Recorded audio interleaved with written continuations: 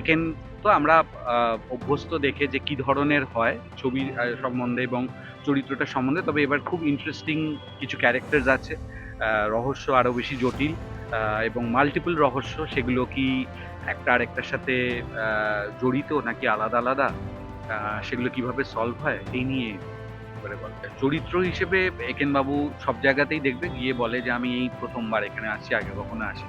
বেনারসও বলছে যে আমি প্রথমবার এসেছি। এগুলো সত্যি না মিথ্যে আমার নিজের সন্দেহ আছে। হ্যাঁ, হ্যাঁ, কারণ নিতিন বাবু প্রচুর বানিয়ে বানিয়ে কথা বলতে পারে। তো ধরে নিলাম এই প্রথমবার গেছে এবং প্রথমবার এক্সপিরিয়েন্স করছে। একেন বাবুর স্ক্রিপ্টই এমন করে লেখা থাকে যে তার মধ্যে অনেক মজা থাকে।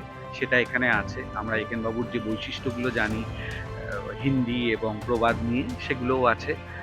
কিন্তু নতুন সিচুয়েশনে পড়ে উনি কিভাবে রিঅ্যাক্ট করেন ওটাই বেশি মজার। তো সেইগুলো এবং তার সাথে বেনারস তো খুব কালারফুল একটা শহর। সেখানে অনেক কিছু হয়। সেইটা আমরা দেখতে পাবো এবং আরেকটা খুব ইন্টারেস্টিং দেখো, বেনারসে আরতি, বেনারসে গলি, বেনারসের খাওয়া-দাওয়া, সেইগুলো তো আছেই চিত্রনাট্যের মধ্যে। আরেকটা জিনিস যেটা খুব আনকমন একটা জিনিস আমরা দেখতে পাবো, সেটা হচ্ছে বেনারসে এমনি হোলি খুব বিখ্যাত। দোল বেনারসে যেমন নর্মাল যে দোল হয় সেটা হয়, তাছাড়া একটা মাসান হোলি বলে একটা হয়। আমাদের এই ছবিতে সেইটা আলাদা করে শুধু দেখান না, আমাদের ছবিতে এইটা আমাদের ছবির ক্লাইম্যাক্সটা মাসান হোলির দিনে হয়। তো সেরকম ম্যাসিভ আকারে আছে, সেটা নতুন জিনিস আমরা এটা দেখি। এক্সপ্লোর করতে পারিনি, কিন্তু ভীষণ ইচ্ছে রয়েছে এর পরে গিয়ে বেনারসটাকে দেখার।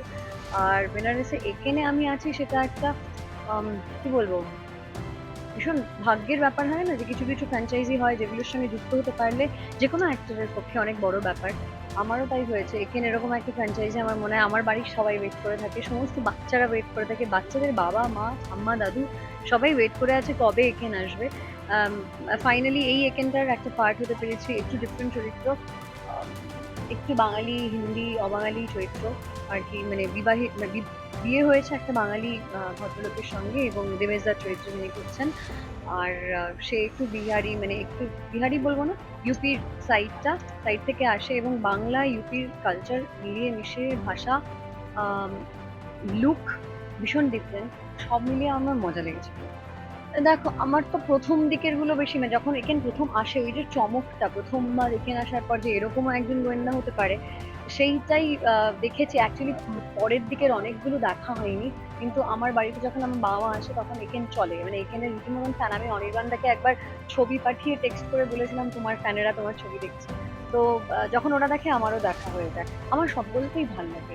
আমি পড়িনি কখনো একেন, তো আমার কাছে সিনেমাটা বা যখন হইচই দেখি সেটা আমার কাছে নতুন। তো ভাল লাগে, সবকটাই ভালো। বেনারসে একেন বাবু মানে হচ্ছে এমন কিছু একটা ঘটতে চলেছে, নামটার মধ্যেই বোঝা যাচ্ছে যে বেনারসে বিভীষিকা মানে একটা ভয়ঙ্কর কিছুই ঘটতে চলেছে, এবং সেটা রহস্য উদ্ঘাটন করবেন একেন বাবু এবং তার টিম।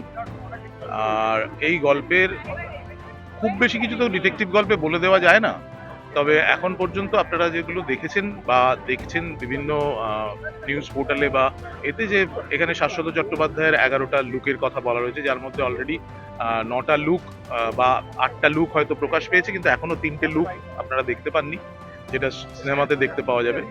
এবং এটা একটা খুব ইন্টারেস্টিং বিষয় গল্পে শাশ্বত চট্টোপাধ্যায়ের আশাটা এবং তার একেনের সাথে যুক্ত হওয়া, কিভাবে তিনি এখানে আসছেন এবং তার কার্যকারণটা কি, এগুলো সবটাই সিনেমাটা না দেখলে বোঝা যাবে না। সিনেমাতে আরও রয়েছেন গৌরব চক্রবর্তী, ঈশা সাহা, দেবেশ চট্টোপাধ্যায়, বিশ্বনাথ বসু, সাগ্নিক এবং আরও অনেকে। তো এতগুলো চরিত্র, সেই প্রত্যেকটা চরিত্রের বিভিন্ন রকম ঘাত প্রতিঘাত রয়েছে, যেমন তাদের নানান রকম অবস্থান রয়েছে গল্পে, যেরকম একটা ডিটেকটিভ গল্পে থাকে যেখানে ডিটেকটিভকে সবাইকেই সন্দেহ করতে হয়। তো সেভাবেই একটা অত্যন্ত কি বলবো, ইন্টারেস্টিং গল্প আমরা বলার চেষ্টা করেছি। এখন দর্শকদের ভালো লাগলে আমাদেরও ভালো লাগবে। মানে একেন বাবুর আমরা সকলেই ভীষণ ফ্যান।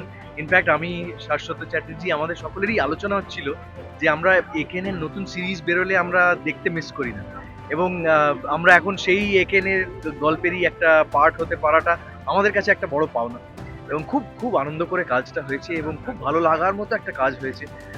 মানে এই ধরনের ছবি ছোট থেকে বড় সকলের ভালো লাগার, সকলের পছন্দ করা, সকলে মিলে দেখার, পরিবারের সকলে, বন্ধুরা সকলে।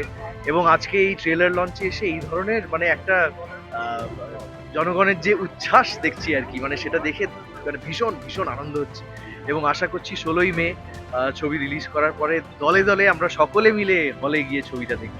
এখানে পুরো গ্রুপের সঙ্গে আমি প্রথমবার কাজ করছি, বাট হ্যাঁ অবশ্যই আমি জয়দীপ মুখার্জি আমাদের ডিরেক্টর জয়দীপের সঙ্গে আমি আগে অনেক 2-3টে ছবি করেছি, অনেক সিনেমা সিরিয়ালে কাজ করছি। বাট একেনের সঙ্গে একেনেই পুরো টিমের সঙ্গে ফার্স্ট টাইম কাজ করছি, and it was amazing. Seriously দুর্দান্ত একটা জার্নি ছিল, কারণ আমার শুটিংটাও ছিল বেনারসে। বেনারস জায়গাটাই একটা অনবদ্য একটা জায়গা, ওরকম প্রচুর গলি, প্রচুর ঘাট, প্রচুর খাওয়া দাওয়া, তার মধ্যে এরকম একটা জয়দীপদার মতন টিম, মানে যেখানে এখানে টিম, মানে যেখানে সিরিয়াস হওয়াটা বারণ, সবাই মজা করতে করতে ইয়ার্কি মারতে মারতে সবার পেছনে সবাই লাগতে লাগতে ফাট করে শুটিংটা শুরু হলো এবং শেষ হয়ে গেল। অসম জার্নি। স্নেহাঙ্কুরের রিপোর্ট, এস নিউজ।